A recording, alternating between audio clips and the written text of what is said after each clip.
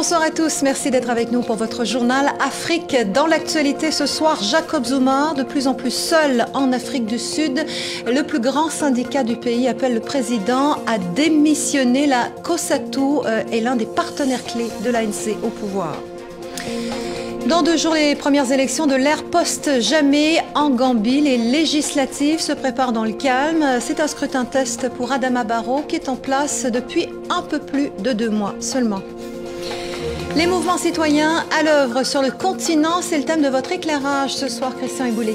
Oui, elle s'appelle Lucha Filimbi, le ballet citoyen, ou encore Y'en a marre. Ce sont des organisations animées par de jeunes Africains qui veulent libérer et démocratiser le continent. À tout à l'heure, Christian. Et puis un pèlerinage dans ce journal. On va emprunter une ligne de chemin de fer mythique, Addis Abeba, Djibouti. C'est le décor du premier roman de Stéphanie Braqueuet. Elle est notre invitée ce soir. Bonsoir, bienvenue. Bonsoir.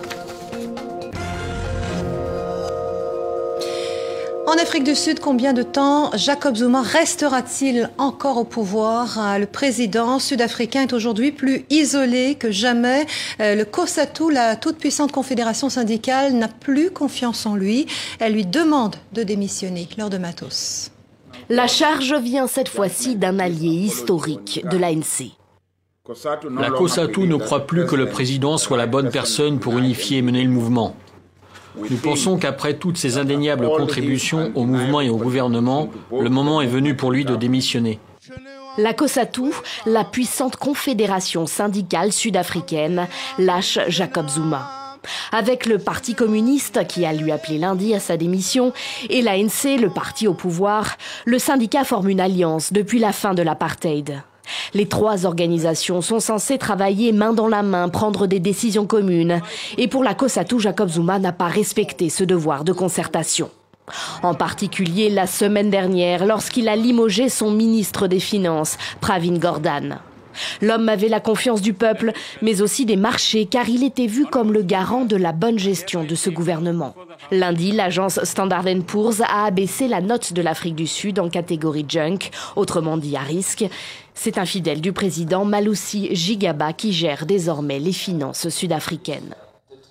Je ne dis pas que c'est facile de se remettre d'une dégradation, mais je pense qu'on peut gérer les risques politiques et les pratiques qui ont été soulignées par Standard & Poor's et qui ont également été pointées du doigt par Moody's. La pression monte sur Jacob Zuma, embourbé depuis plusieurs mois dans une série de scandales. Même au sein de l'ANC, certains veulent le voir partir. L'ANC qui a le pouvoir de démettre le chef de l'État, il l'avait fait en 2008 pour le prédécesseur de Jacob Zuma, son rival Thabo Mbeki. En Guinée, Toumba Diakité demande sa liberté provisoire. L'ancien militaire guinéen est en prison depuis son extradition il y a 3 semaines. Il est poursuivi pour le massacre du 28 septembre à Conakry. Mais sur la quinzaine d'inculpés dans ce dossier, il est le seul à être incarcéré. On écoute son avocat.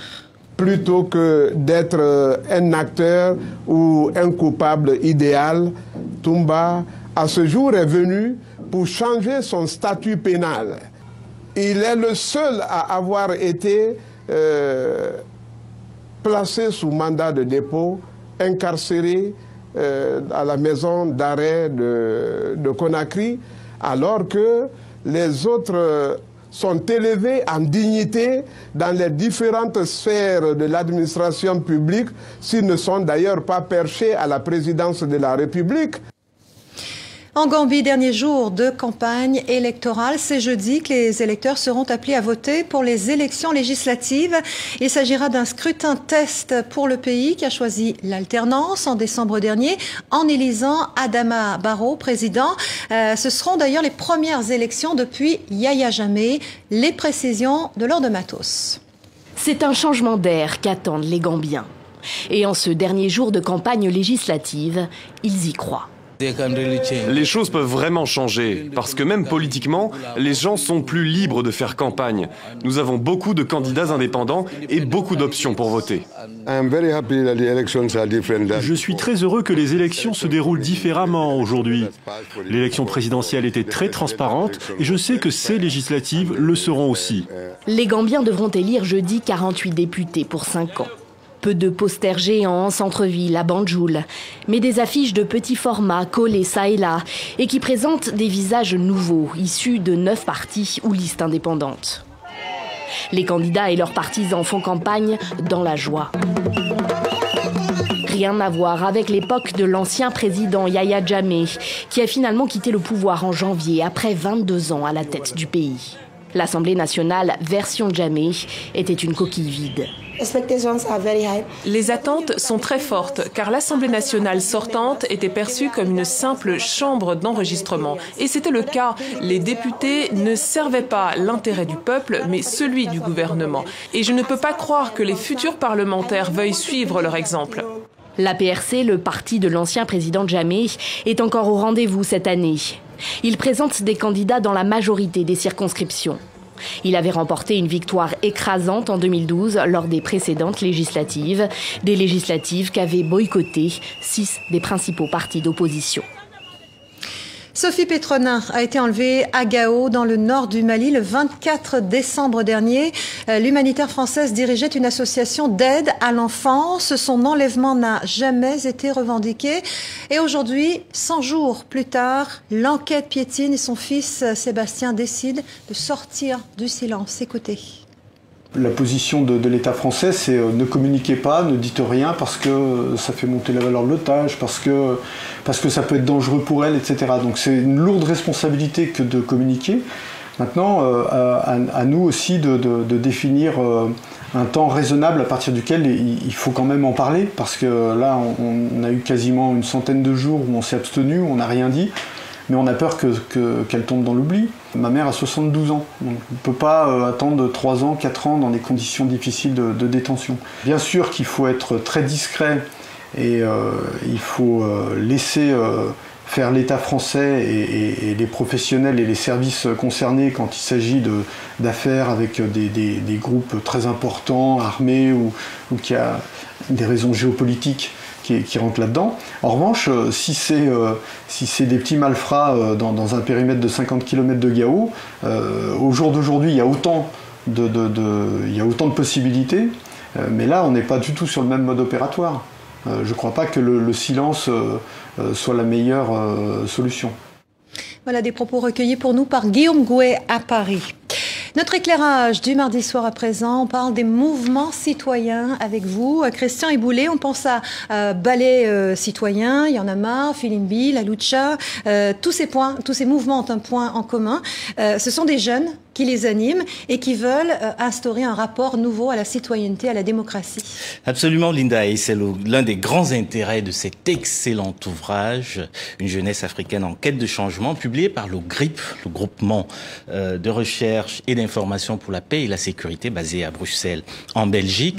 Un ouvrage collectif qui regroupe des universitaires africains et européens autour d'objectifs communs, mieux faire connaître ces mouvements citoyens, les trajectoires historiques dans lesquelles ils s'inscrivent, le contexte dans lequel ils ont émergé ou encore leur mode d'organisation et de financement. Et c'est des textes courts, très accessibles et qui peuvent parfois servir de mode d'emploi à tous ceux qui aujourd'hui sur le continent ont soif d'action et de changement. Et ces mouvements citoyens dont on parle depuis quelques années sont devenus le fer de lance de manifestations dans plusieurs pays. On n'hésite plus grâce à eux à descendre dans la rue. Beaucoup de ces mouvements sont également très actifs sur les réseaux sociaux. Comment expliquer ce dynamisme très militant ? Eh bien, écoutez, il y a aujourd'hui d'importantes mutations sociales et politiques qui ont cours au sein des sociétés africaines. Et parmi ces mutations, au cœur de ces mutations, il y a 2 phénomènes importants. Le développement de jeunesse urbaine et de classe moyenne. Et ces 2 catégories sociales sont la plupart du temps les mieux éduquées et souvent les plus critiques vis-à-vis de tout exercice autoritaire du pouvoir. Il n'est donc pas étonnant qu'elles soient les principaux vecteurs aujourd'hui des changements au sein du continent. Et la plupart du temps, pour les mouvements citoyens, eh bien c'est là un vivier dans lequel ces mouvements viennent puiser leurs forces vives qui leur permettent notamment d'être très actifs aujourd'hui. Alors tous ces mouvements citoyens sont en relation au plan national, au plan international. Ils ont tous l'ambition, je disais tout à l'heure, de libérer le continent, de le démocratiser. Est-ce qu'ils peuvent y parvenir, Christian ? à défaut de libérer ou démocratiser le continent, l'exemple burkinabé nous montre au moins une chose, c'est que ces mouvements peuvent mettre un terme à un statu quo. Et d'ailleurs, dès le mois de juin 2015, lors d'une réunion qui s'est tenue à Ouagadougou au Burkina Faso, eh bien, une trentaine de représentants de ces mouvements citoyens, issus de 9 pays africains différents, s'étaient engagés à travailler en réseau, à mettre en commun leurs expériences pour libérer et démocratiser le continent africain. Eh bien, l'avenir nous dira s'ils avaient eu raison de prendre un tel engagement. Eh bien, on va les suivre, ces mouvements citoyens. Merci, Christian Eboulé. C'est une pomme de discorde entre la France et le Bénin. Cotonou réclame la restitution de ces objets d'art dérobés par l'ancienne puissance coloniale. Ce sont des objets magnifiques. Il y a des sceptres, un trône, des statues. La France estime que ces trésors lui appartiennent. Elle les expose d'ailleurs dans ses musées, dont celui du Quai Branly à Paris. Voyez ce reportage de Bastien Bory et Guillaume Gouet. C'est sur ce trône que le dernier roi du Dahomey libre commémorait Lato. Une cérémonie d'offrande en hommage aux ancêtres. Depuis 1892 et la conquête du Bénin, il est exposé ici, à Paris. Un butin de guerre fait de dizaines d'œuvres, ancrées dans l'imaginaire collectif béninois. Si on se place sur le plan historique, il y a toujours une mémoire rêvée. Et cette mémoire donc des rois est davantage rêvée, et ça participe de la construction identitaire, ce qu'on retrouve dans beaucoup de cultures, de manière globale. Leur restitution est un combat de longue date. La réponse de Paris, elle, s'est fait attendre. En décembre 2016, le ministère des Affaires étrangères indique ne pas contester les pillages du passé, mais précise que ces œuvres appartiennent aujourd'hui au patrimoine national. Les recours du Bénin sont donc suspendus à la bonne volonté de la France. Je ne vois aucune voie de droit possible. On entend beaucoup parler de cela, mais la France est très ouverte. Le Bénin est un pays ami de la France. Je crois que les demandes de coopération pourront se faire et elles se feront. Des musées se prêtent régulièrement de grandes et belles expositions. Il suffit simplement que des infrastructures soient je dirais, aux normes dans chacun des pays. C'est ici, dans ce musée bien vide au sud du Bénin, que les trésors d'Abomey pourraient un jour revenir. Le gouvernement français n'a pas souhaité répondre à nos questions, mais certains spécialistes affirment qu'un retour est à exclure. Et pour le Bénin, ces œuvres doivent lui être rendues. Elles font partie de son patrimoine, selon lui. Je vous propose d'écouter le ministre béninois des Affaires étrangères, qui était tout à l'heure l'invité du 64 minutes. L'État, en voulant récupérer ses biens, entend bien entendu avoir une offre culturelle forte dans sa nouvelle politique touristique, mais pas seulement cela, mais l'État entend avoir des éléments pour pouvoir dire notre histoire aux générations montantes, parce que nous sommes, dans notre pays, engagés désormais dans un processus de redéfinition de nos priorités, mais aussi un processus de restauration de notre dignité et de développement et d'engagement vers notre avenir. Et cette histoire de France coloniale rappelle votre roman, Stéphanie Braqueuet. Merci d'être avec nous. Vous disiez à l'instant, on est en plein dedans. Vous publiez Ligne de fuite aux éditions Lattès. C'est un roman qui nous emmène presque en pèlerinage le long du chemin de fer franco-éthiopien entre Addis Abeba et Djibouti. On est en pleine période coloniale française. Pourquoi est-ce que vous avez choisi d'écrire sur ce thème? Alors en fait, ce roman, c'est 3 voix qui couvrent 3 générations, qui couvrent à peu près un siècle, donc les années 1920 jusqu'à aujourd'hui. L'arrière-grand-père qui était le directeur de ce chemin de fer, le grand-père et une petite fille, une jeune femme en fait qui part à la recherche d'un secret enfoui il y a longtemps, un secret familial.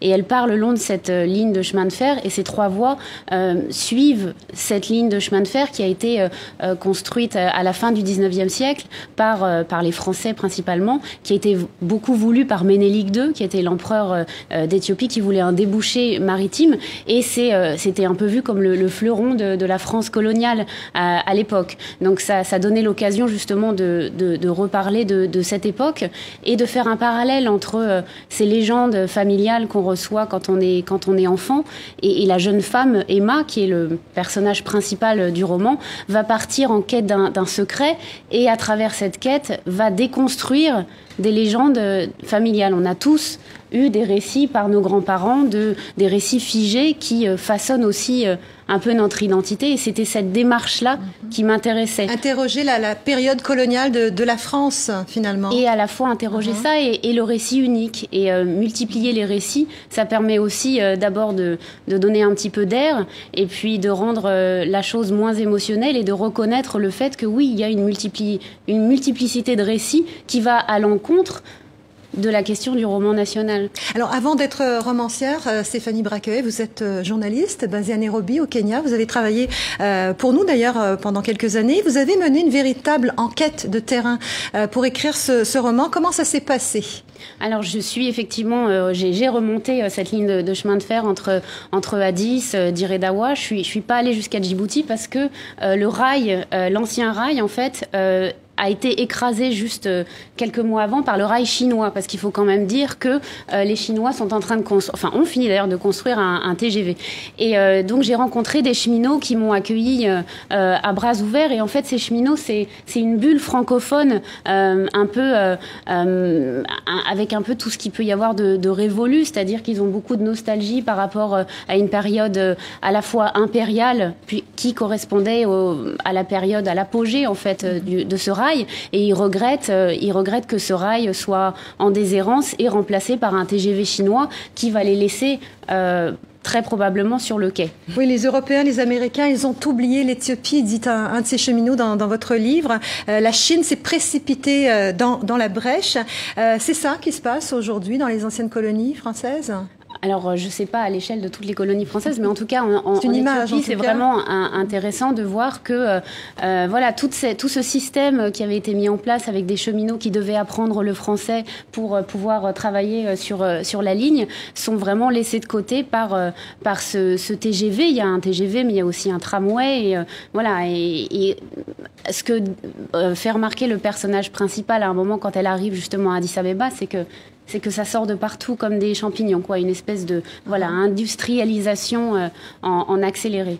On n'a pas d'électricité depuis hier, on veut faire tout vite dans ce pays, ça construit de partout, mais on n'a pas d'eau non plus. Hein. C'est aussi une patronne de restaurant là, qui parle et qui explique un petit peu ce qui se passe. La patronne du restaurant, en fait, c'est la fille de la patronne mythique du buffet d'Awash, qui était une escale, qui l'est toujours d'ailleurs, qui était une escale de ce rail et qui maintenant n'a presque plus d'invités, en tout cas pour déguster des bons repas comme avant. Stéphanie Braqueuet, auteure de Ligne de fuite, un roman, hein, je précise, qui paraît aux éditions Jean-Claude Lattès. Merci d'être venu nous en parler. Merci. Un dernier rappel avant de vous quitter dans notre chronique. On en parle demain soir, mercredi. On va se pencher sur la procréation médicalement assistée en cas d'infertilité. La PMA a-t-elle sa place selon vous? Vos témoignages nous intéressent. Écrivez-nous sur notre page Facebook. Voilà pour l'essentiel. Vous pouvez retrouver cette édition sur notre site internet, sur les réseaux sociaux comme d'habitude. Merci, à demain.